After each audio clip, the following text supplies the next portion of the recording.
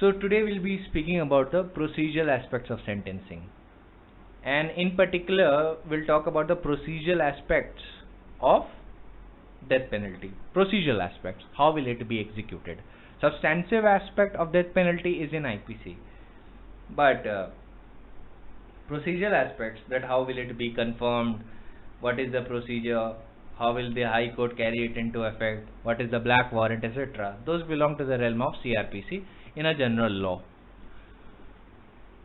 So as far as the general punishment are concerned, not death penalty, then in that situation you have to bear following factors in mind: the aggravating and mitigating circumstances for or against the convict, the gravity of the offense of which the person has been convicted. Then the judge has to think about the question about the deterrent effect the sentence should have. Then the judge will ponder about the question that whether the reform is possible, and he will compare all these circumstances, and then he'll come to the question of how much sentence is to be imposed. For the illustration's sake, if the offense is against women, let us suppose it's rape, if the offense relates to the realm of terrorism, if the offense involves economic offense, if the offense involves misappropriation of money by a public servant, dacoity, murder, etc., these are grave offenses. In this case, the sentence should be exemplary, and the sentence should be of such severity that it should cast a deterrent effect, that it should deter the offender who has committed the crime from committing a crime like this again, and also it should deter a person in the society who might think of committing such a crime. Alright, so deterrence is considered in two aspects.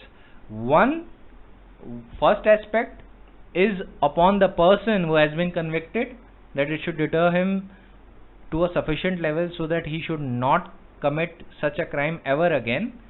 And second is the deterrent effect on the society.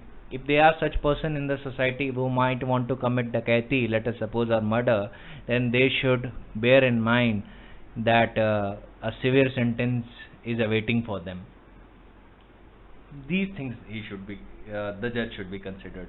But per contra, let us suppose that the offense is petty in nature. If the offense is petty, it's a minor offense. In those situations, benefit of probations of Offender Act should be given.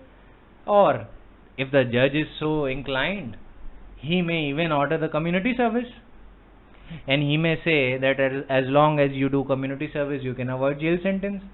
Such a situation happened in state represented through Police Station Lodi Colony, New Delhi versus Sanjeev Nanda. Supreme Court said that convicts in various countries now voluntarily come forward to serve the community, especially in the crimes relating to motor vehicles. Graver the crime, greater the sentence. But serving the society actually is not a punishment in the real sense, where the convicts pay back to the community which he owes. Conduct of the community will not only be appreciated by the community, it will also give a lot of solace to him, especially in the case where because of one's action or inaction, human lives have been lost. So generally, let us suppose a person has caused an accident which happened in this case, and it resulted in loss of life, and such accident happened because of negligence of such person. Then in those situations, after referring to the fact and circumstances of the case, rather than actually jailing him, the judge, if he so wants, may even impose community sentence, because the judge has to also think in mind. The judge has to also ponder upon the question that what will the incarceration will accomplish in a given set of facts. He must think, if I impose a community service on him, it will help to reform him also, and by that he will also give back to the society whatever he has taken from it. In a certain way, he will compensate the society. So all of these factors should also be borne in mind while sentencing the accused. sentencing the convict. Because you only sentence a convict, the moment the judgment has been pronounced, the accused becomes either a convict or he becomes a free man. If he's been acquitted, he becomes a free man. But the moment judgment is pronounced, you will not use the term accused, you will always use the term convict if he has been convicted. And the sentence is imposed only on the convicted person, not on the accused person. Alright? So be very particular about the legal terminologies. Sometimes due to slip of tongue, we might call a person accused, even though we are talking in the realm of sentences. Even the judges do that, but at that stage he's not an accused, he's a convict. Alright? So these are the things that the judges has to bear in mind. I will, for the sake of facilitation, mention that there are 5 theories of punishment. They also belong to the realm of substantive law, and they are properly to be discussed in the context of section 53 of the Indian Penal Code, but I'll just mention for the sake of mentioning. The first theory is deterrent theory. Second is retributive theory, where the victim actually extracts vengeance, an eye for an eye. The third is preventive theory. Fourth is reformative theory, and the fifth is expiatory theory. These are 5 theories. Generally, in India, 2 theories are followed: deterrent and reformative. Generally, the judge has to see if the reform is possible and the offence is not of very grave nature. In that case, he'll give precedence to reformative theory. But in a case where the offence is grave, he will give effect to deterrent theory, generally. So in India, the sentencing policy is a mix of deterrent and reformative theory, and where deterrent and reformative theory clashes, let us suppose in a given set of circumstances, deterrent theory and reformative theory are clashing. The judge is confused. He is thinking that even the offence is grave, but the conduct of the accused is such that the reform is possible. And on the other hand, he is also thinking that since the offence is grave, the deterrent effect should be given for the sentence. The sentence should be so severe in nature that the deterrent effect is casted. And let us suppose in a situation the judge is confused which theory to follow while sentencing in a case where offence is grave. Then the answer is, in this situation, the judge should give effect to deterrent theory. Alright? Not reformative. When there is a clash between reformative and deterrent theory, the deterrent theory shall be followed in the cases of grave offences, not in the cases of minor offences. Now I'll come to execution of death sentences. See, since you people haven't answered on the WhatsApp group that I asked you earlier, I think it would be better if I just brush upon a few concepts and move on. I will only be talking about the examination point of view today. So, but for the sake of your help, I will mention a few methods of execution that are carried out internationally. There are few states in the United States which carry out execution by the way of lethal injection. The federal, if the person has been convicted under the federal law of the United States and it provides for death penalty, then such person is executed by the way of electric chair. In that, 2000 volt electricity is actually channeled through your head, and in that situation the person is actually fried. They actually say that the pain is not felt, but I doubt it. So since for the purpose of examination that is not relevant, I'll give you another chance that if you want me to discuss on the electrocution, lethal gas, and your lethal injection, etc., you just do tell me, and how the hanging is done. So as far as hanging is concerned, the hanging actually is not, the judicial hanging does not involve death by suffocation. A person doesn't die due to suffocation in judicial hanging. His vertebrae is actually broken. His vertebrae is actually broken and it is dislodged. In those situations, death is an instantaneous effect and the person does not suffer. It has been written in the Kenny's Outline of Criminal Law, and the medical opinion that has been given and upheld in Dina versus Union of India also makes a statement that in a judicial hanging, the pain is not felt, the death is instantaneous due to the long drop, and it actually causes death by dislocation of vertebrae. It actually breaks the vertebrae from the neck side. So remember that judicial hanging and your hanging due to suicide are two different things. Do not confuse the two. I'll tell you a little about substantive law of death penalty. The Supreme Court gave a list of aggravating and mitigating circumstances. I'll just quickly tell you about it. What is aggravating circumstances? The first is offences relating to heinous crimes like murder, rape, dacoity, kidnapping, etc., or where the accused, where the convict is a recidivist. A recidivist means that he has previously been convicted for a offence, for such an offence. He is a repeated offender.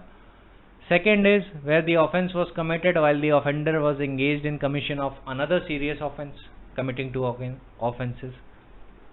Third is offences was committed with the intention to create a fear psychosis in the public at large and was committed in public place by a weapon or device which clearly could be hazardous to life of more than one person. Let us suppose he caused death by grenade or a fire bomb. In those situations also it will be considered as an aggravating circumstances.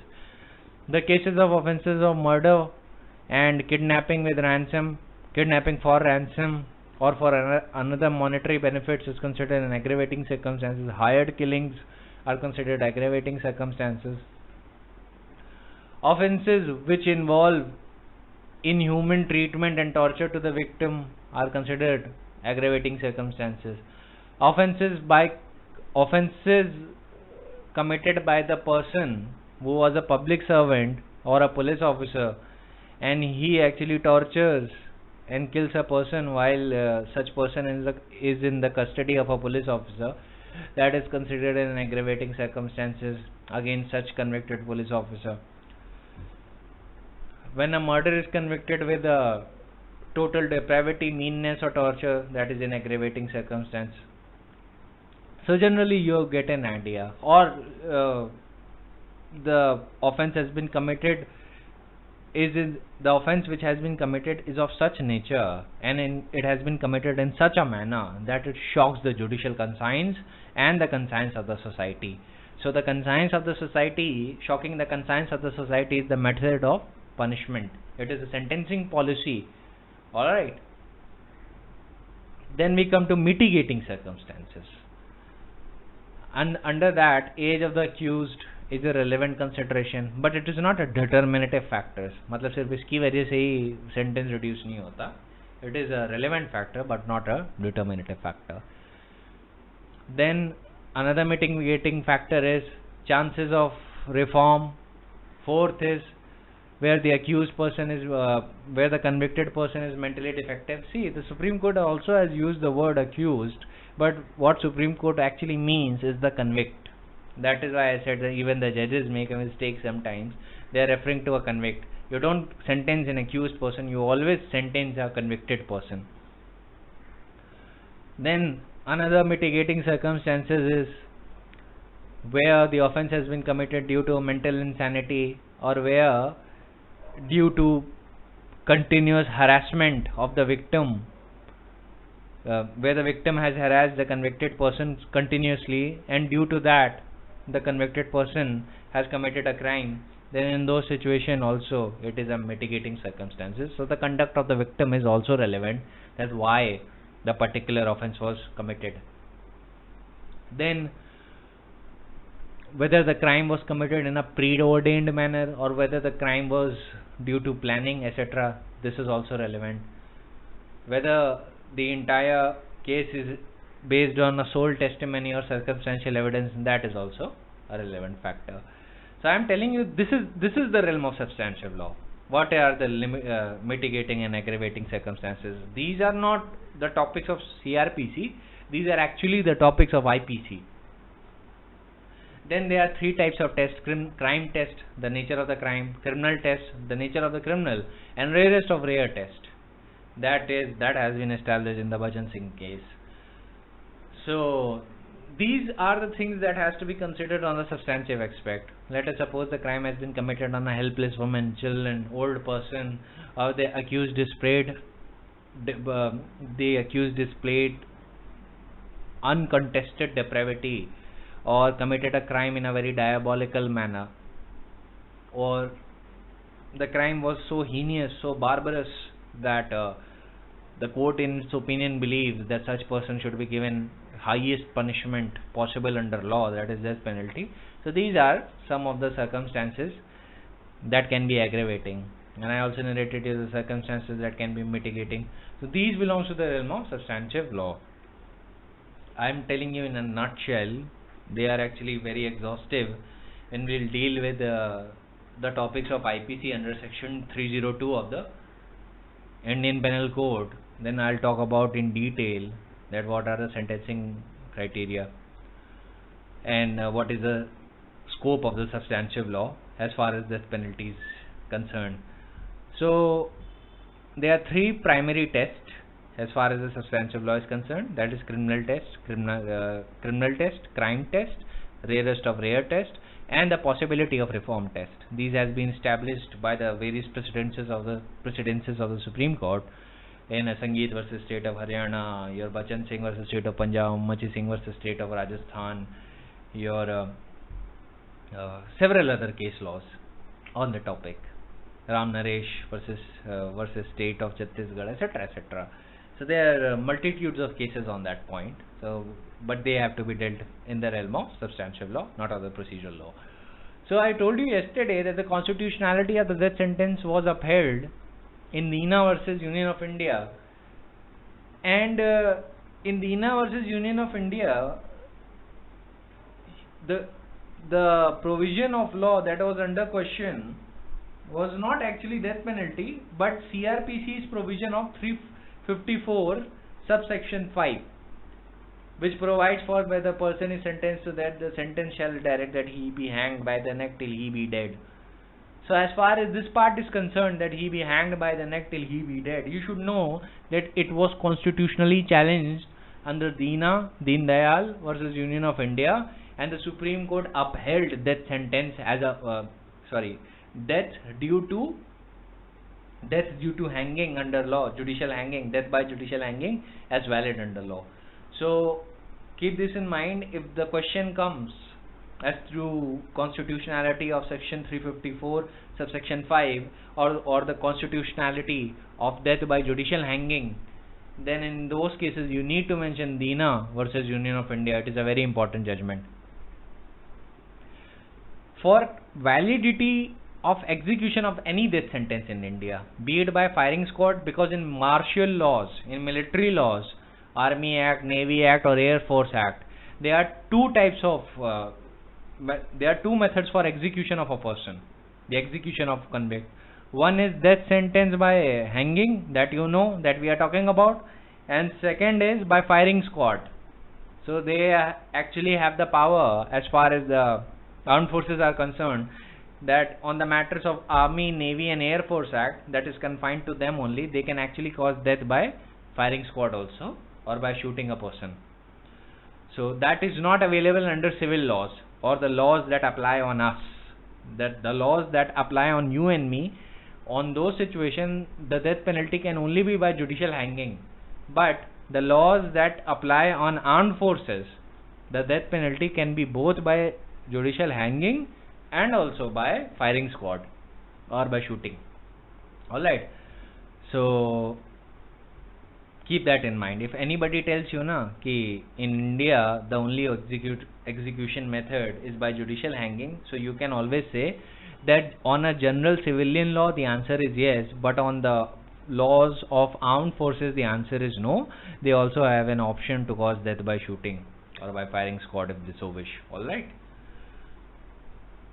So in Deena versus Union of India, after considering that the death sentence which is caused by the execution of sentence of death which is by judicial hanging, it does not cause pain, it is not cruel, it is not brutal or torturous, the Supreme Court upheld the validity of section 354 subsection 5 and did not found it falling foul of Article 21.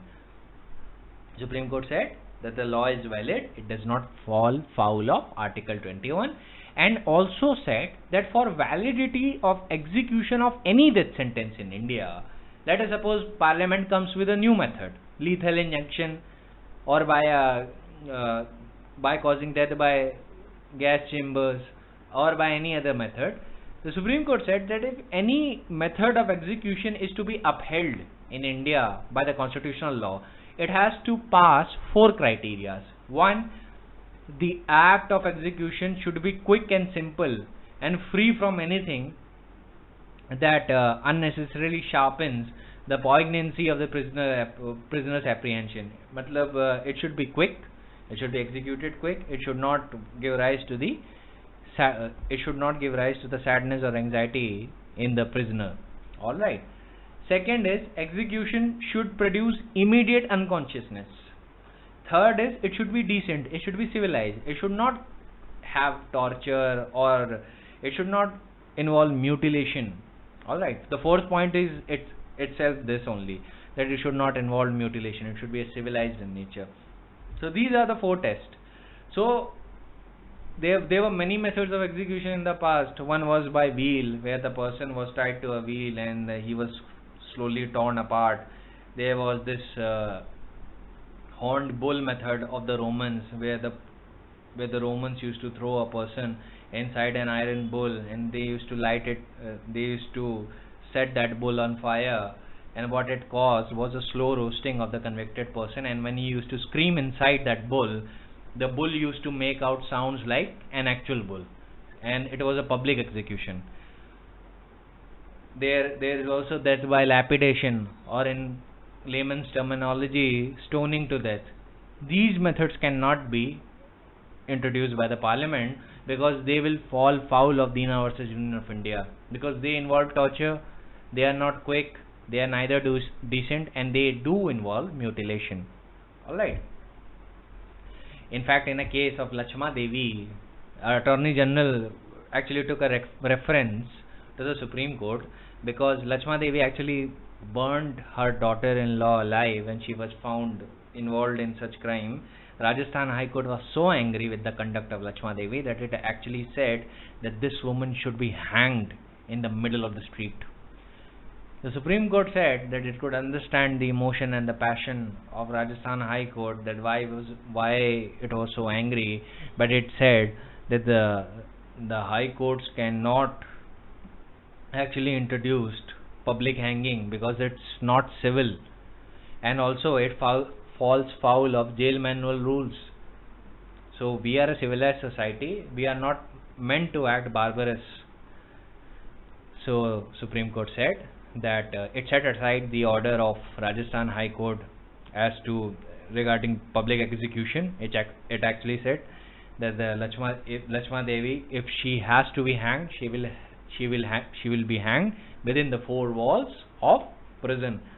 If I remember correctly, her sentence was executed. Her sentence was commuted because she died before the sentence, if I remember it correctly. But then again, this is the realm of substantial law. This is just an off point that I wanted to mention. Then what are the procedure? In Muhammad Arif versus Registrar of Supreme Court of India, the constitutional bench of the Supreme Court held that whenever a review is being conducted under Article 137 of the Constitution, and Supreme Court has confirmed a death penalty or sentenced a person to death penalty, then in those situations, unlike regular reviews which are carried out in Chamber of Judges, the review of such death penalty shall be carried out in open court, and it will have at least 3 judges hearing such review. Alright. Then next is Shabnam versus Union of India. Salim and Shabnam actually murdered the entire family of Shabnam because they were in love with each other, and they thought their family will not approve of it, and so they actually caused brutal murder of 6 members of their family. All of them were slain. In those situations, the courts of Uttar Pradesh found the conduct of Shabnam and Salim as to be beyond any reform, and they thought that the highest penalty of that should be given. So what happened that the sessions judge, the moment the death penalty was confirmed by the High Court, it immediately executed the sessions judge immediately executed the black warrant. And the effect of black warrant is that the black warrant determines the time and place when the person is to be executed. So the Supreme Court actually quashed the black warrant of the sessions judge and said that until and unless the convicts have exhausted all their remedies which are provided under law, mercy petition, appeal to the Supreme Court, etc., etc., till that time a person cannot be executed, and the session judge should not show undue haste. So what did the Supreme Court held in Shabnam versus Union of India? First, sufficient notice should be given to convict before the issuance of warrant of death by the Sessions Court. That would enable convict to consult his advocates and be represented in the proceedings. Second point is that the warrant must specify the exact date and time of the execution and not the range of dates which place a prisoner in a state of certainty. So the warrant will be very specific. It will not say that the execution can be carried out on 13th, 14th and 15th of a particular month. It should mention precise date. Now, this date, this time, such person should be executed at that place only and at that time only. Third is, a reasonable period of time must elapse between the date of the order of the execution of warrant and the date fixed or appointed in the warrant for execution, so that the convict will have a reasonable opportunity to pursue the legal recourse against the warrant and have a final meeting with the member of his family before the date fixed for execution.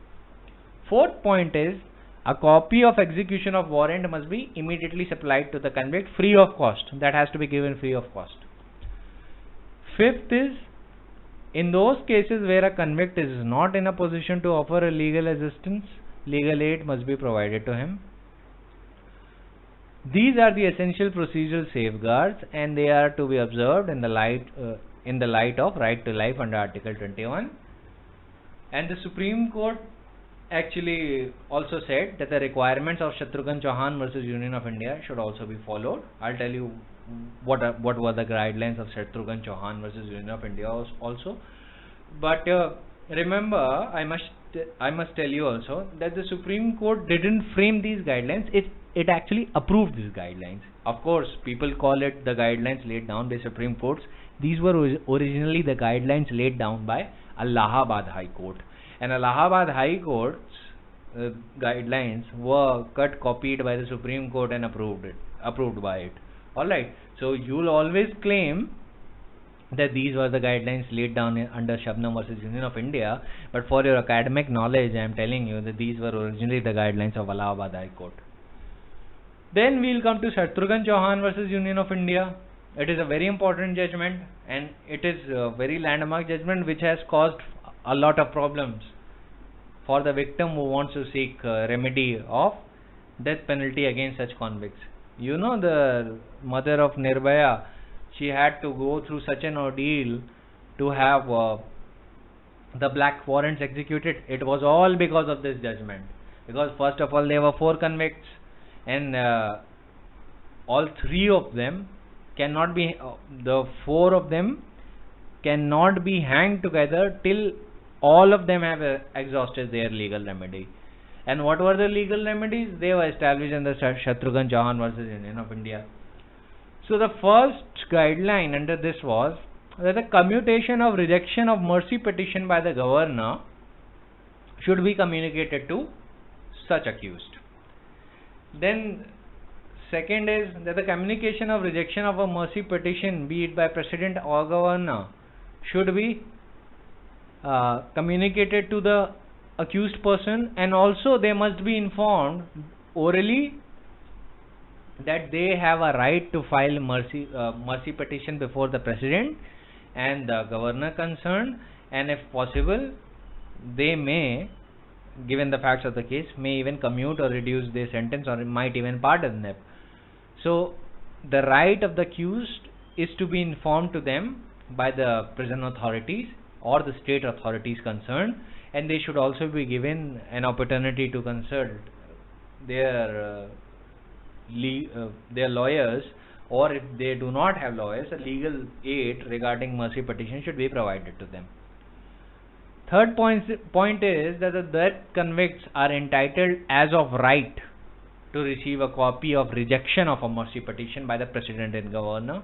So if the President or Governor rejects the mercy petition, they are entitled to have a copy of it, the copy of the dismissal of their mercy petition application. Minimum of 14 days notice for execution should be given, because in Shatrughan Chauhan, Supreme Court, after comparing various prison manuals, found that some prison manuals were providing 1 day and some prison manuals were providing 14 days. So Supreme Court said under all prison manuals now there has to be 14 days requirement and minimum 14 days notice should be given. So after the rejection of mercy petition, due to this guideline, after the rejection of the mercy petition, the sentence cannot be executed till 14 days. Alright. Now, Supreme Court said that why the period of 14 days is necessary. It helps the convicted person to mentally stable himself and have his peace with God and prepare his will and settle earthly affairs. And also it gives him an opportunity to have a last meeting with his family members. And it is then Supreme Court held that it is the obligation of the Superintendent of Jail to see that the family members of the convict receive the message of communication of rejection of mercy petition in time. Then Supreme Court also held in this case that even after rejection of the mercy petition by the President, the convict can approach the writ court. Writ courts are High Court and Supreme Court for commutation of death sentences on the ground of supervening events, if available, and challenge the rejection of mercy petition, and legal aid should be provided to all convicts at all stages. Accordingly, superintendents of jail are directed to intimate the rejection of mercy petitions to the nearest legal aid center apart from intimating the convicts. So Supreme Court also included a direction that if there are supervening circumstances, then they can approach the High Court or the Supreme Court for the commutation of sentences. What are the supervening circumstances? Now this again belongs to the substantive law under the Constitution. This is actually a topic of Constitution, but I'll tell you for the sake of your clarity that excessive delay is a criteria for commutation. Alright, Rajiv Gandhi's killers were let off. The conspirators for the death of Rajiv Gandhi were their sentences were communicated by the Supreme Court on the ground of unreasonable delay. So how good is it and how bad is it is up to for you to decide, but I don't agree with this guideline, because undue delay, even though it's one of the factors, but Supreme Court should not actually commute that sentence on the ground of unreasonable delay itself. Rather, it should restrict the time under which the President should dispose of the mercy petition. It should restrict it to 3 months. That within 3 months the President should dispose of mercy petition. After that, if he does not decide upon the mercy petition, then the sentence shall be automatically be executed by the session judge. It should have this guideline, not this guideline that unreasonable delay will lead to commutation, because what it does, it involves the foul play. It actually invites the foul play by the government or by the criminals or even by the lawyers concerned, who may take on the cases for years and years to come, and then even after every remedy has been exhausted, then they can again approach to the court and demand in return that death penalty should not be executed because so many years have passed. Alright, so this is actually a very weak ground, but since it is the law declared by the Supreme Court, then it has to be followed, and it's still the law. Keep this also in mind that the Union of India has right now presented a petition in the Supreme Court to frame guidelines which are victim centric for the execution of death penalty. Union of India has actually instituted a petition before the Supreme Court to demand victim-centric guidelines for the execution of death penalty. These are way too much convict-centric.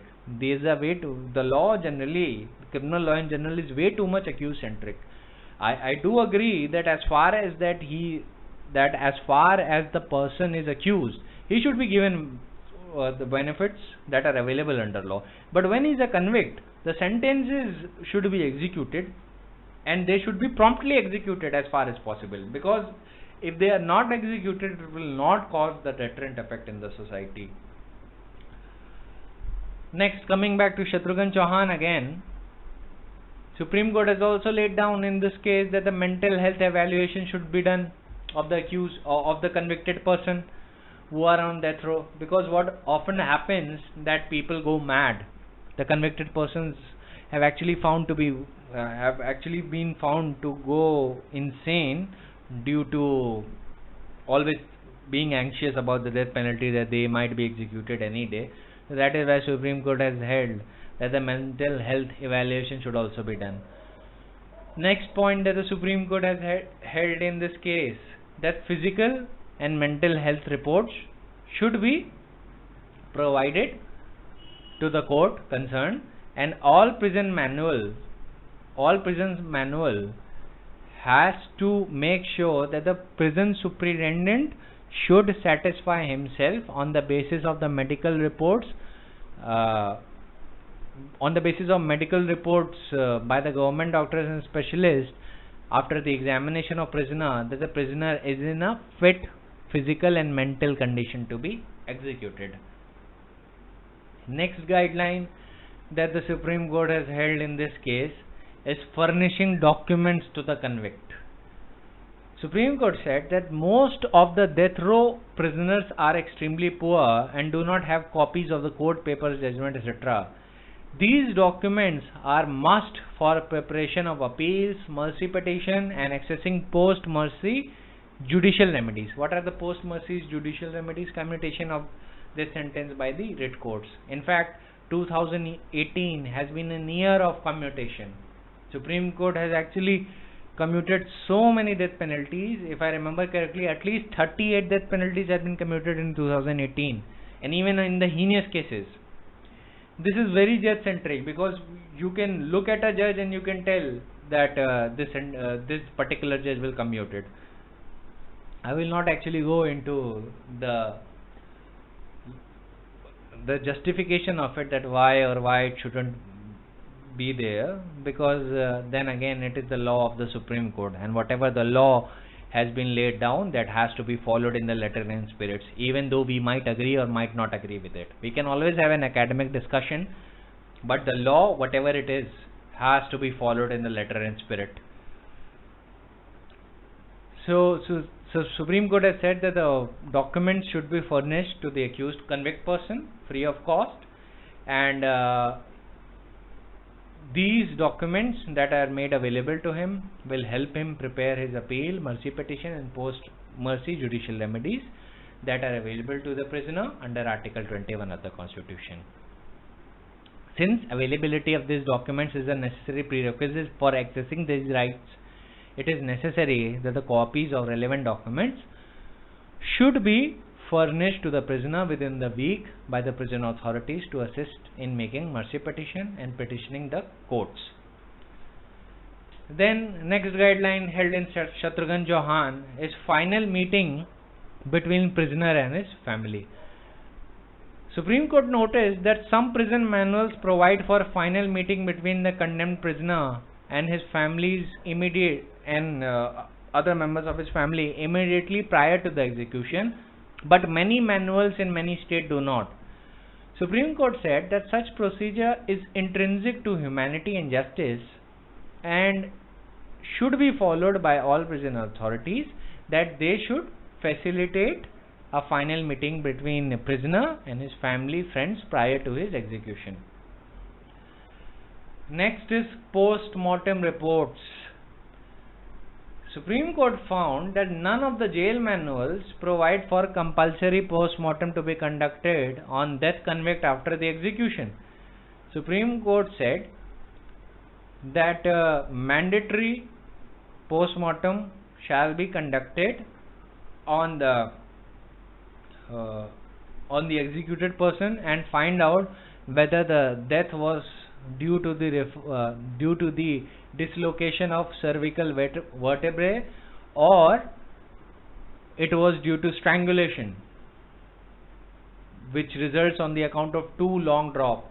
Alright, so post-mortem will help telling Supreme Court that whether the death was due to dislocation of cervical vertebrae or it was due to strangulation. It will help also determine the Supreme Court as to legality of the death sentence also, because constitutionality of the death sentences are often challenged before the Supreme Court. The Supreme Court also needs to find whether the prison authorities or the person who prepared that rope and the drop, because all of these needs to be prepared beforehand, and a dummy is executed before the actual person is executed. A dummy, a sandbag with a comparable weight, is actually hanged before the accused are hanged, in order to know that is everything working properly or not. But those are the realm of prison manuals. Since you haven't asked me about it, so I will not talk about it. So coming back to the Shatrughan Chauhan case, Supreme Court has made the post-mortem obligatory, and it has mandated the states to actually make a proper post-mortem report and find out whether the result was due to dislocation of the cervical vertebrae or it was due to result of a strangulation. Alright. So I think primarily this was it as far as the guidelines of the courts were concerned for death penalty. Now I'll move on to confirmation. That how are death penalty confirmed? See, when a session judge or additional session judge passes a sentence of death, he has to, under section 366 of the CRPC, submit his proceedings to the High Court, and sentence is not to be executed until the sentence of death is confirmed by the High Court. You do remember that under section 354 subsection 3, the judge has to record special reasons for granting death, and what will be those special reasons? That will be determined according to the aggravating and mitigating circumstances. A balance sheet has to be prepared in accordance with the Bachan Singh and Machi Singh and RR test, rarest of rare test, criminal test, crime test, etc. But that is the realm of IPC. Remember, always special reasons has to be given. Then after 366 of the CRPC, 367 comes. It says that the High Court may, if it wants, it can direct a further inquiry to be made and additional evidence to be taken on the point bearing upon the guilt or innocence of the convicted person, and it can either conduct such inquiry himself or direct it to be made by the court of session. Alright, for that personal attendance of the accused is not necessary, and the result of such inquiry or the evidence which has been directed to be collected by the High Court will be certified to such court. Then comes section 368, which talks about the power of the High Court to confirm or annul conviction. When the case is submitted to the High Court under section 366, then the High Court may either confirm the sentence or it can set aside the conviction. He may annul the conviction, and or the third option that is available to the High Court, that he may even acquit the accused person. Then we come to section 369. Section 369 says that when the new sentence has been confirmed, then in every case where the sentence has been confirmed, the hearing of the confirmation shall be heard by a bench which will consist of 2 or more judges. This is the only important part under section 369, and when all of it has been done, then we'll move on to section 412. See, these are the only important sections that are under chapter 28 of the CRPC, which talks about the confirmation of death sentences. Most important sections under this chapter is 366 and 368. Just remember briefly the power to collect additional evidence under 367 and what shall be the bench strength under section 369, and the procedure in case of difference of opinion. What shall they do? They will resort to section 392, and then procedure in cases submitted to High Court for confirmation. These are average sections. Most important are 366 and 368 only. These are the most important section on this chapter. Do remember it by heart. I'll just briefly read what 371 says.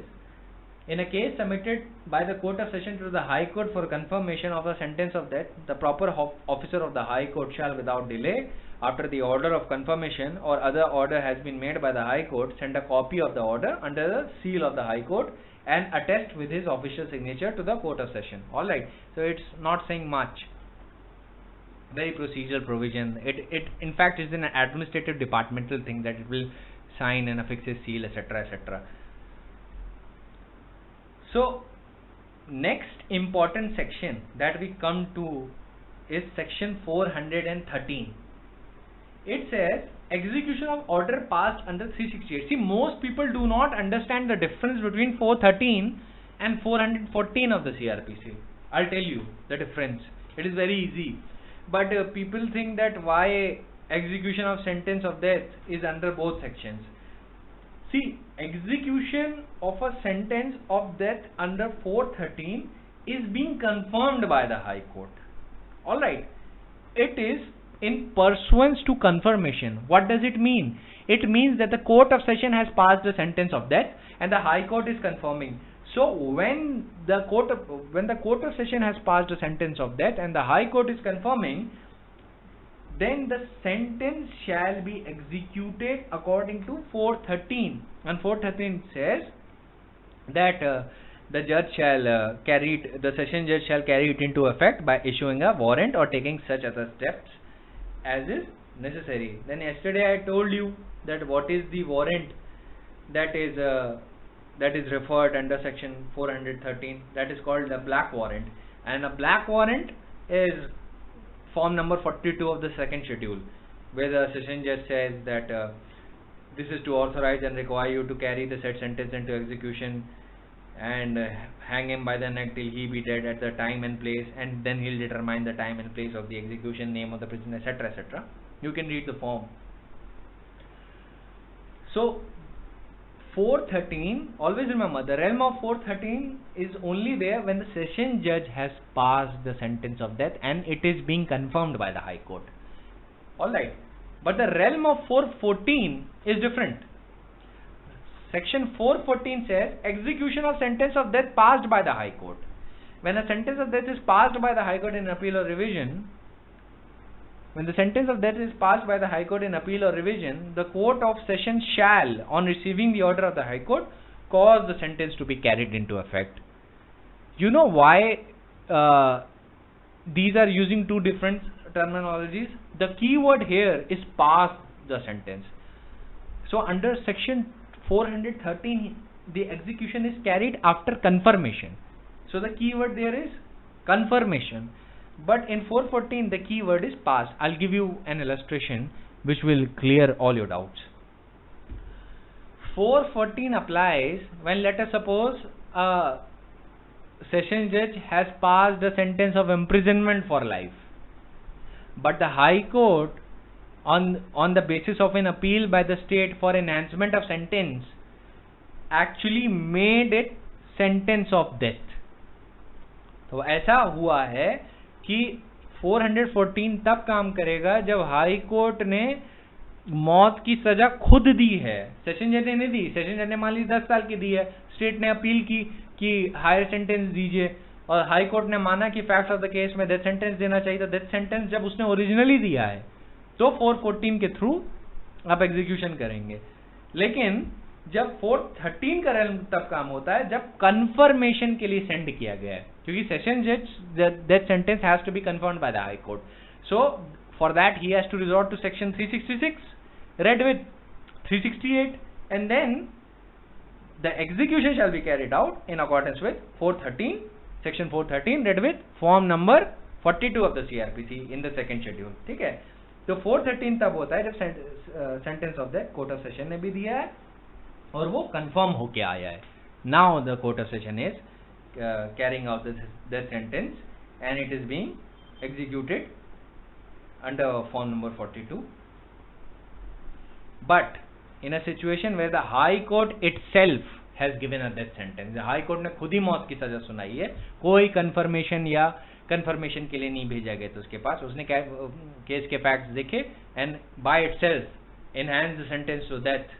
इन दो situation ये माना जाएगा कि execution जो होगा वो 414 में होगा. तो 414 और 413 का रेलम डिफरेंट है, keep that in mind. Alright, in fact मुझे भी ओरिजिनली समझने में बहुत टाइम लगा था. When I started reading law when I was in third year में CRPC पढ़ाई गई थी, तो मुझे तो पढ़ाने वाला कोई नहीं था उस सिचुएशन में. So when I was reading it section by my self, so I had a lot of trouble understanding it, that since both are talking about execution of sentence of death and both have high court in it, then what is the difference between the two? The difference is only of confirmation and the sentence is passed. 414 past की बात करता है, it means the high court itself by its own power has passed the sentence of death. Or 413 is confirmation of sentence of death. It means it has been passed by the sentence of death has been passed by the session judge and it has been confirmed by the high court, and now the execution is being carried out. Then in those situations the realm of 413 is there. But if the high court has passed it originally without there being any external factors, it has not been submitted for confirmation, and the high court itself on the given fact of the case has thought that the sentence of death should be passed, then since it's passing the sentence of death by its own power, then the execution shall be carried out in accordance with 414. Or keep this in mind, that if a woman is pregnant who has been sentenced to death, then the commutation shall be done immediately. Then the commutation shall be done to imprisonment for life. See, now some people might think that this is very discriminatory, but know the rationale of law. See, a pregnant woman is a mother. So if the court executes the mother, what will happen is that the child will suffer for no fault of his own. बच्चे की माँ अगर चली गई, then he will not have proper nurturing care, he will not have proper help, he will not have proper character development, and he will miss his mother.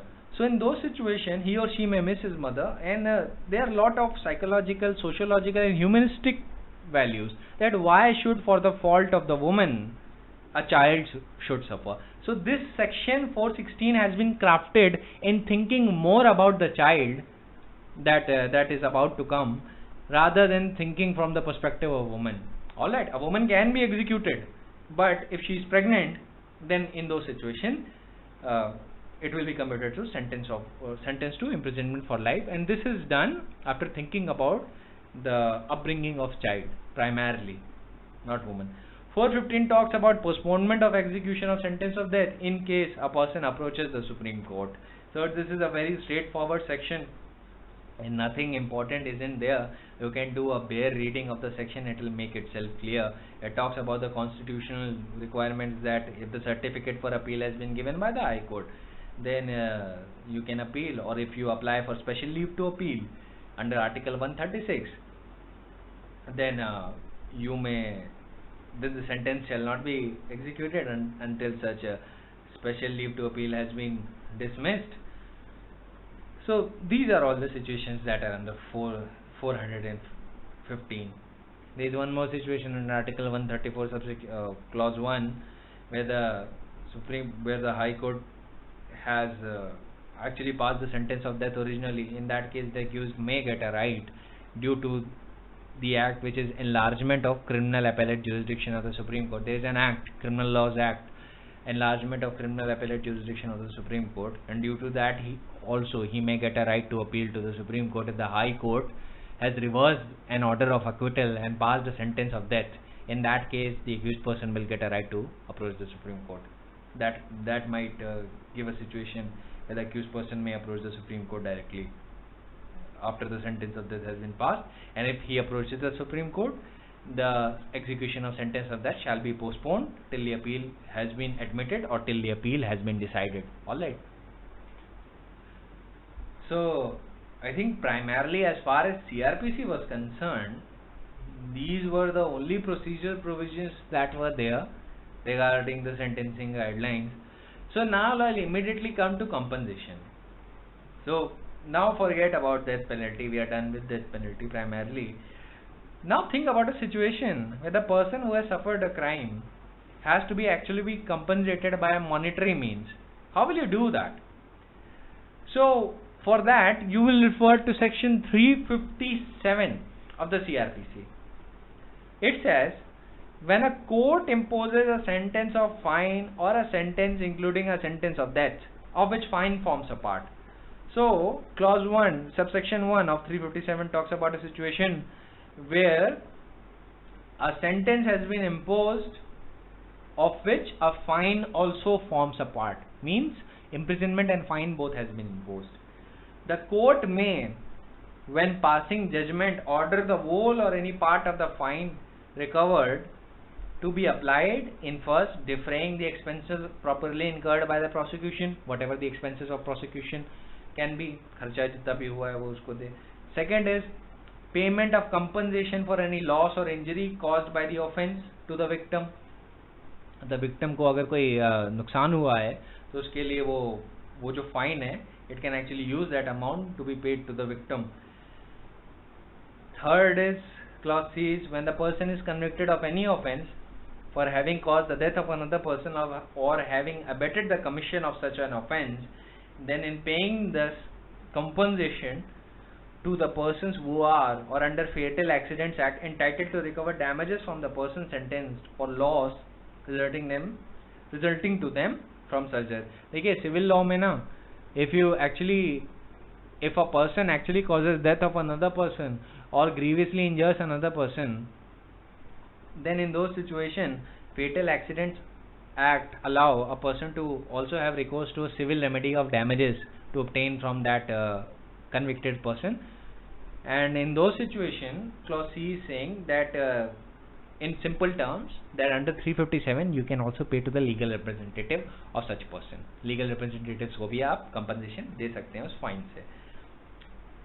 Then D is when any person is convicted of any offense which includes theft, criminal misappropriation, criminal breach of trust, cheating, or having dishonestly received, retained, or assisted in disposing of stolen property, or knowing or having a reason to be believed to same to be stolen, then in compensating a bona fide purchaser of such property. तो bona fide purchaser को compensate करने के लिए भी in particular offense पे theft, criminal misappropriation, criminal breach of trust, in offenses से relation में तो किसी bona fide purchaser को compensate करने के लिए भी fine का part या पूरा का पूरा fine का amount आप उसको दे सकते हैं. Subsection 2 says the fine imposed in the case is which is subject to appeal. अगर केस ऐसा है जिस पे अपील हो सकती है तो पेमेंट तब तक नहीं दी जाएगी जब तक अपील के प्रेजेंटेशन का टाइम नहीं, मतलब लिमिटेशन पीरियड अपील को प्रेजेंट करने का एक्सपायर नहीं हो गया है, या दूसरा जब तक अगर अपील एडमिट हो गई तो अपील जब तक डिसाइड नहीं हो जाती. अब सबसेक्शन 3 आता है. अब ये इंपॉर्टेंट है.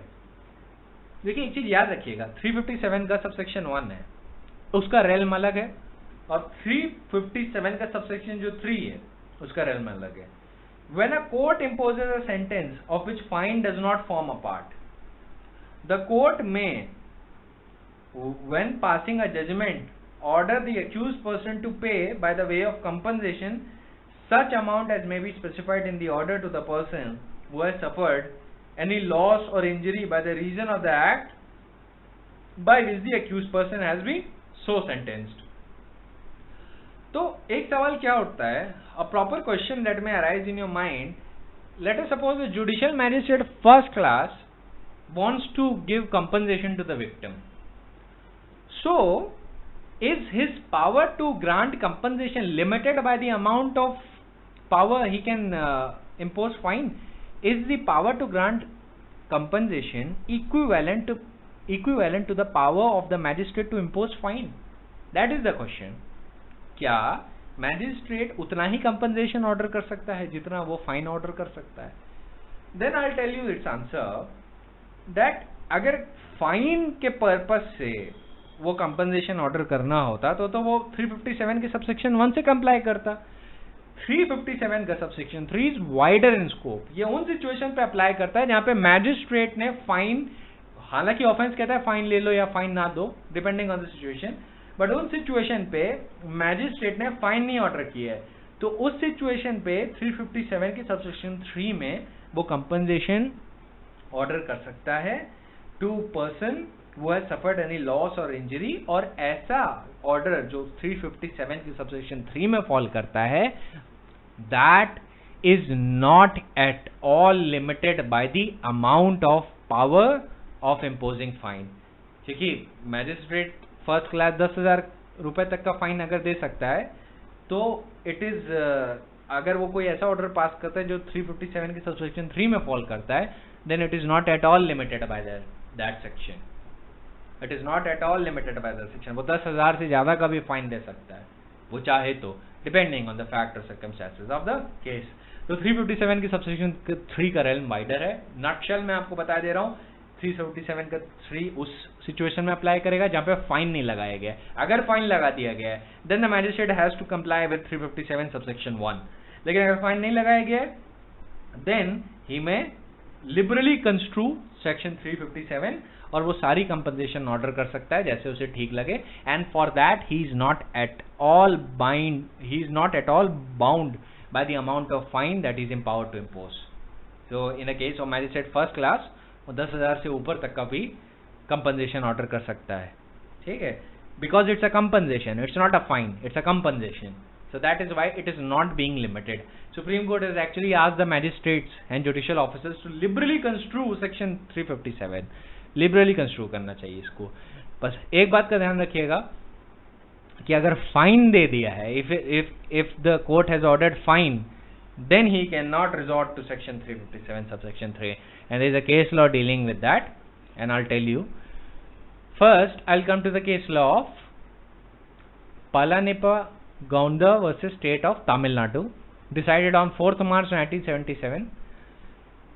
Supreme Court said 357 subsection 1 clause B has no application to cases in which hair of a person whose death has been caused apply for compensation, because the clause deals with payment of compensation to the very person whom any loss or injury has been caused as a result of offense committed against him or his property when the compensation is recoverable by civil court. मतलब वो supreme court ये कह रहा है 357 के B में आप उस पर्सन को देते हो, आप विक्टिम को देते हो, आप लीगल एयर या लीगल रिप्रेजेंटेटिव को नहीं दे सकते, उसके लिए आपको सिविल कोर्ट में जाना पड़ेगा. And clause C of 357(1) under which the High Court, in a given case the High Court has passed the order for compensation, enables the court to direct the whole or any part of the fine recovered may be applied in compensating to the person who are under Fatal Accidents Act entitled to recover damages. तो supreme court ने basically ये बोला है कि 357 के subsection 3 में, 357 के subsection 1C में आप उन लोग को डैमेज दे सकते हैं जो लीगल एयर हैं, वो are entitled under fatal accidents act 1855. अब उसमें, उस एक्ट में कौन कौन लोग आते हैं? उस एक्ट में आते हैं wife, husband, parent, child, grand parents, grand children, step children etcetera, ये सारे आते हैं. तो अगर आपको लीगल एयर को पेमेंट देनी है तो you will do so under 357C, not 357B. ये सुप्रीम कोर्ट ने क्लैरिफाई किया. देन नेक्स्ट पॉइंट पे आते हैं Sarwan Singh versus state of Punjab. In this supreme court has said कि जब भी direction for payment of compensation होगा तो अक्यूज्ड की कैपेसिटी फॉर पेमेंट हमेशा ध्यान में रखी जाएगी. नेक्स्ट इन लाइन आते हैं Dilip S Dhanukar versus Kotak Mahindra company limited. ये 2007 में सुप्रीम कोर्ट क्रिमिनल केसेस में रिपोर्ट हुआ. इसमें बोला कि while considering the difference between the provision of 357(1)(b and 357 subsection 3, अब ये 357 के subsection 1 के B और 357 के सबसेक्शन 3 में डिफरेंस की बात कर रहा है। इसमें सुप्रीम कोर्ट ने बोला कि the difference is of fine and compensation. The court observed that the distinction between subsection 1 and subsection 3 of 357 is apparent as subsection 1 provides for application of an amount of fine towards the purpose indicated while imposing a sentence of which fine forms a part, and subsection 3 is applicable to those situations where the court imposes a sentence of which fine does not form a part of sentence. Court went on to observe that when fine is not imposed, the compensation can be directed to be paid for loss or injury caused to the complainant by the reason of commission of offence. And while subsection 1 of 357 provides for application of the amount of fine, subsection 3 of 357 seeks to achieve the same purpose, but the fine in that situation is not imposed. That is what the Supreme Court is saying. Then the next in line we come to Hari Singh versus Sukhbir Singh. In that, Supreme Court says that since the imposition of compensation under 357 subsection 3 was on account of social concern, the court can enforce the same by imposing sentence in default, particularly when no mode has been prescribed in the court for recovery of the sums awarded as compensation in the event the same remains unpaid. तो basically supreme court कह रहा है कि अगर default में अगर आपने compensation नहीं पे की 357 की 3 में, तो उसके डिफॉल्ट में सेंटेंस भी लगा सकता है इफ इट सो वांट्स। तो बेसिकली उसकी रीजनिंग ये थी कि जब आप सेक्शन 421 को ऑफ द सीआरपीसी को सेक्शन 421 ऑफ द सीआरपीसी को 431 से रीड करते हैं, तो पहले मैं आपके लिए 431 रीड कर देता हूं कि 431 क्या कहता है। 431 बेसिकली इतनी सी बात करता है कि any money other than a fine payable by the virtue of any order made under this code and the method of recovery of which is not otherwise expressly provided for shall be recoverable as it were a fine. तो वो वैसे recover किया जाएगा जैसे कि वो fine हो। और फाइन कैसे रिकवर किया जाता है 421 में? तो फाइन ऐसे रिकवर किया जाता है by under 421 bye issuing a warrant of attachment and sale of any movable property, issuing a warrant to collector of the district authorizing him to realize the amount by selling his immovable property as it were arrears of land revenue के mode से collector को वो warrant issue करता है court और कहता है कि इनकी इमूवेबल प्रॉपर्टी से पैसा रिकवर करवाइए। ऑलराइट, सो ये 421 के मेजर मेथड्स हैं। सुप्रीम कोर्ट ने एक स्टेप आगे जाके ये भी बोला कि even though you can comply with these measures if you have to recover compensation under 357 के सबसेक्शन 3 में, आप ये मेजर से तो कंप्लाई कर सकते हैं, आप sentence in default of payment of fine भी दे सकते हैं। Supreme court sentence in default of payment of fine ये होता है कि अगर आपने ये अमाउंट नहीं कंपनसेशन नहीं पे किया जैसा हमने कहा है, तो आपको 6 महीना ज़्यादा जेल में रहना पड़ेगा या कोई भी और ऐसा सब्सटेंशियल सेंटेंस जो कोर्ट को सही लगे, जेल सेंटेंस हो सकता है, उसे सफ़र करना पड़ेगा इन default of non payment of such a compensation. वो वैसा ही होता है जैसे कि नॉन पेमेंट ऑफ फाइन पे एक डिफॉल्ट सेंटेंस हो सकता है। उसके लिए सुप्रीम कोर्ट ने यही बात बोली थी कि ये सेंटेंस जो भी नॉन पेमेंट ऑफ कंपनसेशन के लिए है, ये वैसे वर्क करेगा जैसे सेक्शन 64 to 70 ऑफ आईपीसी में चलता है वो। तो उसमें बेसिकली इन अ क्रक्स आपको बता देता हूँ, शॉर्ट में बता देता हूँ क्या होता है कि अगर मान लीजिए सेंटेंस ऑफ ऐसा सेंटेंस दिया गया है जो फाइन के लिए है, उसमें सब्सटेंसिव सेंटेंस वो नहीं है, वो बस इसलिए है कि आप पैसा जमा कर दो, पैसा दे दो। तो अगर जिस भी टाइम आपने पैसा दे दिया पूरा का पूरा, तो आपको जेल से रिहा कर दिया जाएगा। या मान लीजिए सेंटेंस 6 महीने का है, कंपनसेशन ऑर्डर की गई है 3 लाख की अंडर 357 के सबसेक्शन 3 में, तो आपने 3 महीना सेंटेंस झेल लिया। आपने कहा कि मैं भाई 3 महीने का सेंटेंस झेल लूंगा, 6 महीने का सेंटेंस झेल लूंगा, लेकिन 3 महीने एक्सपायर हो गए, 3 महीने तक आप जेल में रहे, फिर आप सोचते हैं नहीं यार मैं 1.5 लाख दे देता हूँ, 3 लाख नहीं दूंगा। तो अगर आपने 1.5 लाख दे दिए, जैसे ही आधा दे दिया, तो आपको अगला फिर सेंटेंस झेलने की जरूरत नहीं होगी, बाकी के 3 महीने जेल में नहीं रहना होगा, आप वो रिहा हो जाओगे, तुरंत रिहा हो जाओगे। So that is why in essence वो ऐसी चीज की बात करता है, if you refer to section 64 to 70 of the Indian penal code, जिसको सुप्रीम कोर्ट ने रेफर किया था for coming to this conclusion कि आप सेंटेंस भी इम्पोज कर सकते हैं और रिकवरी भी आप करवा सकते हैं by attachment of movable and immovable property, attachment and sale of immovable and movable property as the case में बी। तो इमूवेबल प्रॉपर्टी का जब सेल होगा as if it were arrears of land revenue, तो वारंट दिया जाएगा collector of the district को। ठीक है, ये याद रखिएगा method of execution. 421 read with 431 of the CRPC। ये how fine is recovered, recover कैसे किया जाता है। So supreme court in this case said कि courts are empowered to impose a default sentence in non-payment of fine, and it is also submitted that default sentence is not a substantive sentence under IPC. It comes to end the moment the fine is paid by the accused. अब next in line पे हम case पे आते हैं, वो है Shantilal versus state of Madhya Pradesh. Supreme Court said that the term of imprisonment in default of payment of fine is not a sentence. Sentence नहीं होता पर से, वो penalty होता है. It's a penalty which a person incurs on the account of non-payment of fine. Sentence is something which the offender must undergo. Sentence वो होता है जो आपको झेलना ही झेलना पड़ेगा, आपके पास कोई ऑप्शन नहीं है, unless it is set aside or remitted in appeal or revision or other judicial proceedings.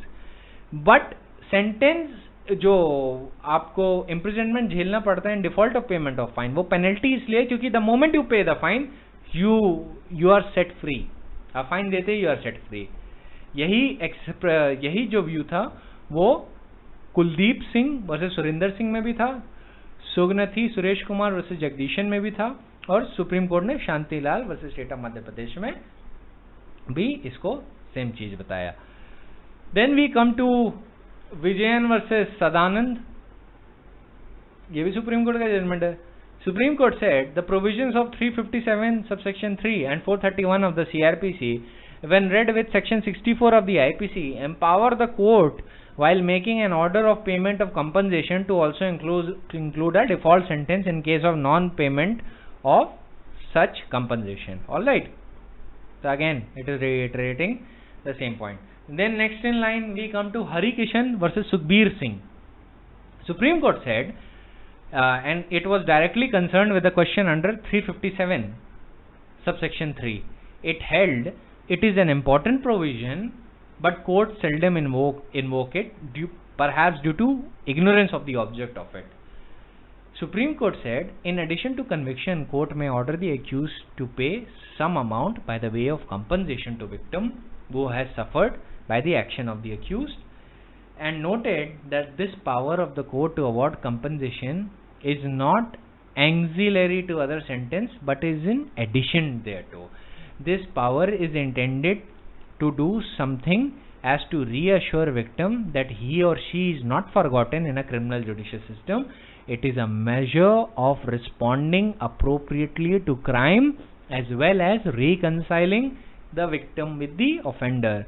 It is to some extent a constructive approach to crimes. It is intended as a step forward in a criminal justice system, and Supreme Court said that we direct all courts to exercise 357 subsection 3 very liberally, but also it struck a note of caution that the payment of compensation should be reasonable, and what is reasonable shall be determined in accordance with the fact and circumstances of the case, the nature of the crime, the capacity of the accused to pay.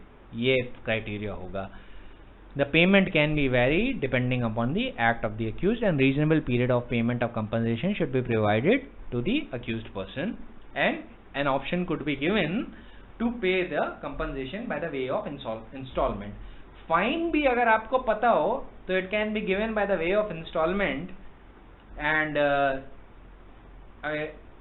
Under section 431 of the CRPC it gives you an option that you can, no sorry, not section 431 of the CRPC, it is actually section 400 and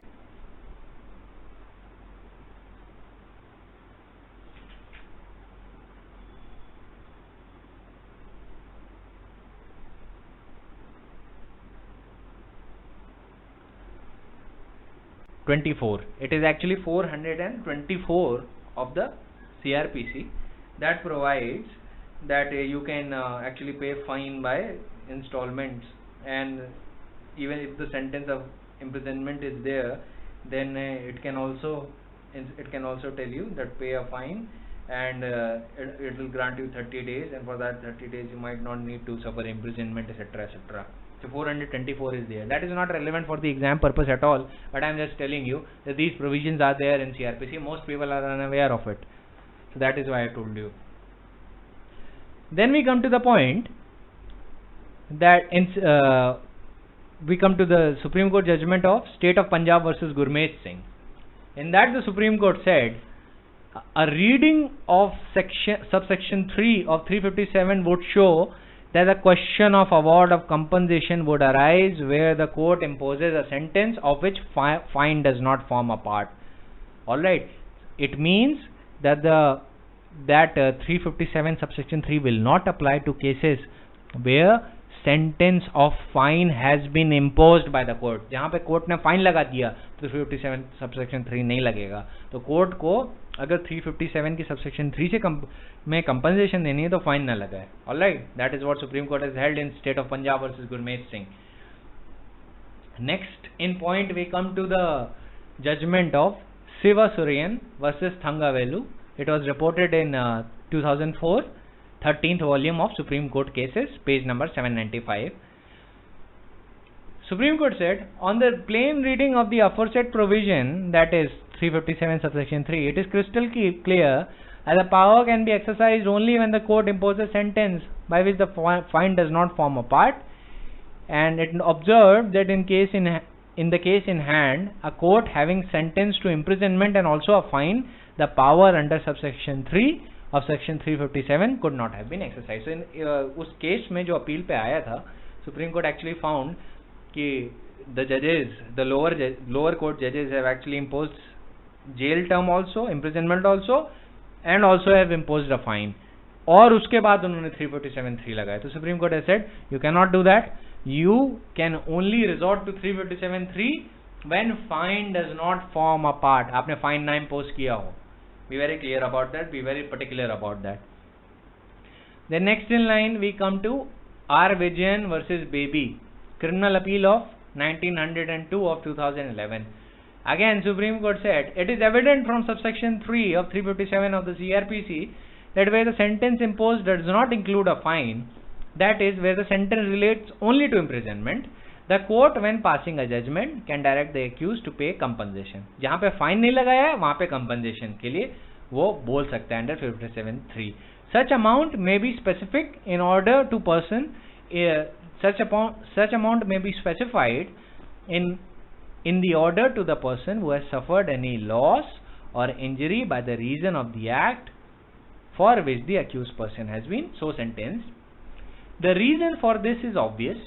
Subsection 1 of 357 provides that where the court imposes sentence of fine or a sentence of which fine forms a part, court may direct the fine amount to be applied as a way of payment to the person of compensation for any loss or injury.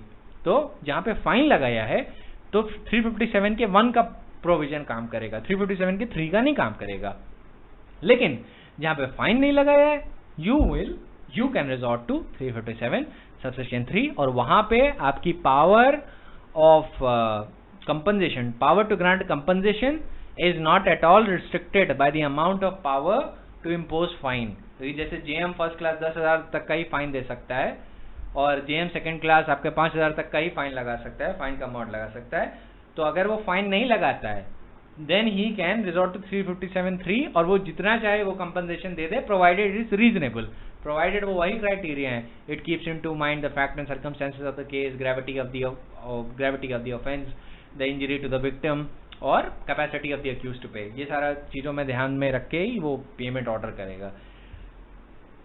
लेकिन अगर उसने 357 अगर उसने fine order कर दिया, let us suppose उसने judgement में sentence of imprisonment के साथ फाइन भी 10,000 का ऑर्डर दे दिया, तब वो 357 के 1 से बाउंड हो जाएगा और वो फाइन के अमाउंट तक ही सीमित रह जाएगा। वो तब 357 का 3 को रिजॉर्ट नहीं कर सकता। ऑलराइट, बिकॉज 357 के सबसेक्शन 3 कौन से वर्ड्स के साथ शुरू होता है? वो उन वर्ड्स के साथ शुरू होता है कि when court imposes a sentence of which fine does not form a part. इसीलिए ऑलराइट, तो जजेस एक्चुअली इसमें कंफ्यूज रहते हैं कि वो कब कर सकते हैं, किस सेक्शन को कब रिजॉर्ट कर सकते हैं। तो मैंने आपको ये पहले ही क्लियर कर दिया है, so be very particular of that. So at that अब 357 का सबसेक्शन 5 भी पढ़ लेते हैं और 4 भी पढ़ लेते हैं। सबसेक्शन 4 357 के का सबसेक्शन 4 कहता है an order under this section may also be made by an appellate court or high court or the court of session when exercising the power of revision. Subsection 5 कहता है at the time of awarding compensation the civil suit relating to the same matter court shall take into account sum paid or recovered as compensation. तो मतलब अगर आप साथ में civil suit भी करते हैं तो सिविल कोर्ट अगर डिक्री आपके फेवर में पास कर रहा है तो वो जो भी कंपनसेशन इस प्रोविजन में दी गई है बाय द क्रिमिनल कोर्ट उसको ध्यान में रखेगा। नेक्स्ट इन लाइन है victim compensation scheme under 357A। इसमें state government with coordination of central government एक विक्टिम कंपनसेशन स्कीम तैयार करेगी for compensating victim or his defendants who have suffered a loss or injury as a result of the crime and who require rehabilitation.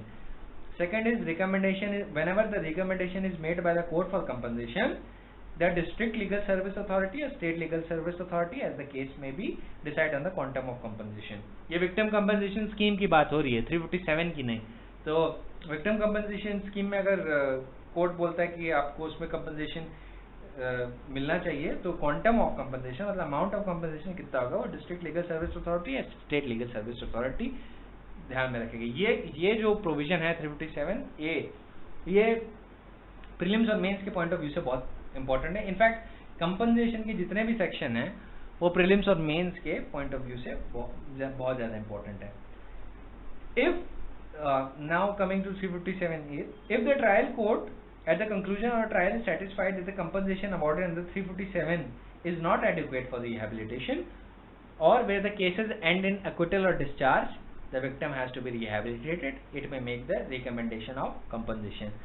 Where the offender is not traced or identified or the victim is identified or where no trial takes place, the victim or his dependents may make an application, वो application भी लगा सकते हैं state और district legal service authority को for award of compensation।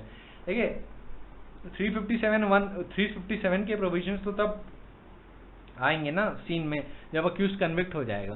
357A wider in scope है, चाहे accused का एक्विटल हो या डिस्चार्ज हो या वो ढूंढा ही ना गया हो या ट्रायल ही ना हुआ हो, ऐसे में भी वो विक्टिम कंपनसेशन स्कीम में कंपनसेशन के लिए अप्लाई कर सकता है। अच्छा, कितने दिन में एडिक्वेट कंपनसेशन की इंक्वायरी खत्म हो जाएगी? तो 2 महीने में हो जाएगी, ये सबसेक्शन 5 में है। और इमीडिएट फर्स्ट एड अगर जहाँ पे विक्टिम ने बहुत सफ़र किया है तो उसकी सफरिंग को कम करने के लिए अगर वो इंजर्ड है या कुछ है तो इमीडिएट फर्स्ट एड फैसिलिटी या मेडिकल बेनिफिट्स उसको अवेलेबल करा दिए जाएंगे फ्री ऑफ कॉस्ट, प्रोवाइडेड एक सर्टिफिकेट SHO की तरफ से हो या magistrate of the area concern की तरफ से हो। तो ऐसे केस में कोई भी इंटरिम रिलीफ भी प्रोवाइड की जा सकती है along with free medical aid and first aid facilities. ये चीज का ध्यान रखिएगा। Then we come to 357B, compensation to be in addition to fine under 326A and 376D of the IPC। तो अब इसमें 326 और 376A, B, DA और DB भी आ गए। तो ये तो आप जानते होंगे कि किन 376 के DA और DB किस चीज़ों से रिलेट करते हैं। तो 326A पर किस चीज़ से है? वो एसिड अटैक से रिलेटेड है। ऑलराइट, तो उसमें compensation will be payable by state government under 357A and वो फाइन के एडिशन में होगा। ऑलराइट, फाइन के डेरोगेशन में नहीं होगा। अब 357C क्या है? वो ट्रीटमेंट ऑफ विक्टिम्स के लिए है कि ऑल हॉस्पिटल्स चाहे वो पब्लिक या प्राइवेट हों, they will provide first aid or medical treatment free of cost to the victims of offenses under 327A, 376, AB वो मतलब offenses against the rape जितने भी हैं उनको फ्री ट्रीटमेंट मिलेगा। अब जो 357C है ना, उसको आप आईपीसी के सेक्शन 166B के साथ पढ़ेंगे। ऑलराइट, तो वहां पे लिख लीजिए आईपीसी का ऑफेंस सेक्शन 166B, जो प्रोवाइड करता है punishment for non treatment of victim. तो उसमें 1 साल फाइन या दोनों की सजा हो सकती है। Then we come to section 358 compensation to the person, वो जो ग्राउंडलेसली अरेस्ट करवा लिया गया है। Whenever any person causes a police officer to arrest another person, if it appears to the magistrate by whom the case is heard that there is no sufficient cause for making such arrest, the magistrate may award a compensation of 1000 rupees. Then in such cases अगर एक से ज़्यादा person है तो in a like manner award to each of them compensation not exceeding 1000 rupees. All compensation awarded under this section may be recovered as if it were a fine payable under CRPC, and अगर वो नहीं देता है then he shall be sentenced to go a simple imprisonment for a term not exceeding 30 days. Then we come to section 359 order to pay cost. ये cost है, ये compensation नहीं है। compensation is different, cost is different. cost होता है जो आपके expenses हुए हैं, खर्चा हुआ है prosecution conduct करने में, lawyer appoint करने में, या ट्रैवलिंग में, ये सारी चीजें कॉस्ट की डेफिनेशन में आते हैं, कंपनसेशन की डेफिनेशन में नहीं आता।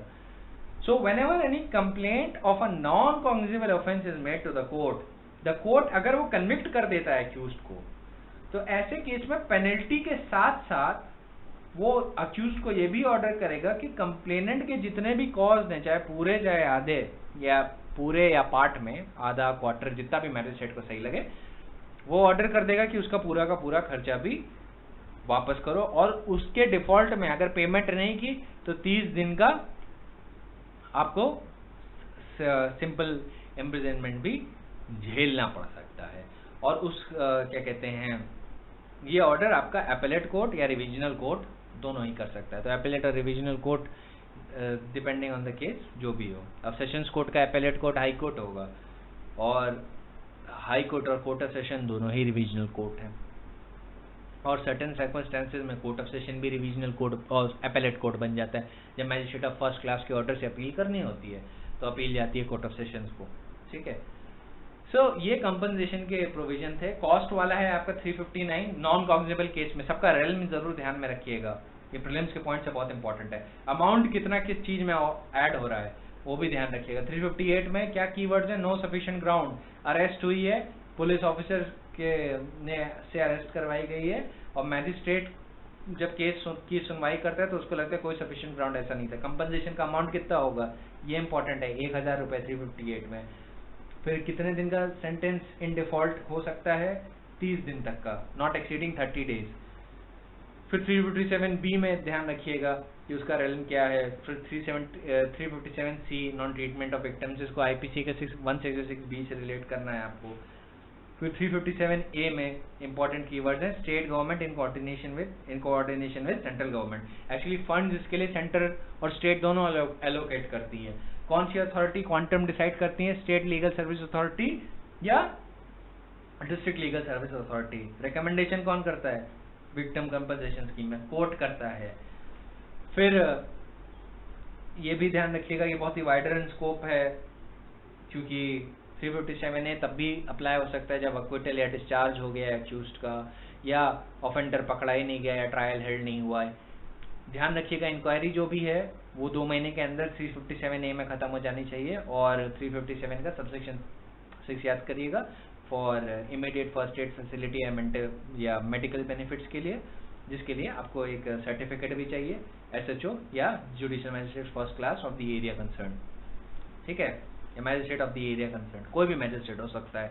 जनरली वो JMFC होता है, लेकिन any magistrate can do so according to bare act. तो आप ध्यान रखेंगे it is magistrate of the area concern, और इसमें कोई भी और इंटरिम रिलीफ दी जा सकती है। 357 के सबसेक्शन 1 और सबसेक्शन 3 को ध्यान में रखिएगा, it is very important to understand. Notes आपको प्रोवाइड हो गए, यू मे रीड इट। आपके कंपनसेशन का और सेंटेंसिंग के प्रोविजन खत्म हो चुके हैं। अब हमें कुछ अलग अलग सेंटेंस करने हैं, कुछ अलग अलग चीज़ों से डील करना है, जैसे विड्रॉल ऑफ द प्रोसिक्यूशन का क्या है, फिर हमें उससे डील करना है कि पार्डनिंग प्रोविजंस क्या हैं, फिर और साथ में कंपाउंडिंग अंडर 320 और क्वॉशिंग ऑफ द ऑफेंसेस अंडर 482, ये क्या चीजें हैं अब इनसे डील करना बाकी है।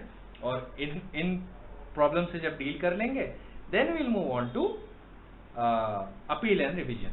तब अपील और रिवीजन हो जाएगा, और अपील और रिवीजन के बाद हमारा मेंटेनेंस होगा, और मेंटेनेंस के बाद 133 और 144 and 144A of the CrPC, and then we are done, हो गया सीआरपीसी खत्म। हाँ, साथ में अगर मेरा मन किया तो टेरिटोरियल वो पॉइंट्स भी करवा दूंगा, चैप्टर 13 ऑफ द सीआरपीसी, और थोड़ा बहुत आपको वो भी बता दूंगा, provision as to taking of bonds. और एग्जाम के पॉइंट ऑफ व्यू से तो इम्पोर्टेंट नहीं है, लेकिन मैं फिर भी बता दूंगा 106 और 117, 109, 108, 110, अगर लेकिन मेन प्रोविजन पहले कर दें। तो अपील और रिवीजन आपका मेन होगा, 321 मेन होगा, मेंटेनेंस मेन होगा। तो प्राइमरली ये सब आपका हो चुका है, सॉरी प्राइमरली ये सब करना बाकी है, प्राइमरली बाकी जब सीआरपीसी में जो है वो आपका कंप्लीट हो चुका है। ध्यान रखिएगा ऑर्डर ऑफ प्रेसिडेंस क्या है सीआरपीसी में जो आपको याद करना है। Arrest, investigation, bail, complaint, cognizance और ट्रायल, सारा ट्रायल प्रोसीजर ये आपको याद होना चाहिए। ये 5 चैप्टर बहुत इंपॉर्टेंट है, जिसमें sessions trial, warrant trial, summary trial, summons trial सारा आता है। ये आपको ये सारे ये मेन चैप्टर हैं, ये आपके 80% क्वेश्चन, इनफैक्ट मिनिमम 70% क्वेश्चन इन्हीं चैप्टर से आएंगे। बाकी एक्स्ट्रा एडिशनल जितना भी है वो यू कैन गैदर पढ़ के भी, और मेन तो मैं ही बाकी करवा दूंगा, ठीक है। So that's it for today, will meet tomorrow.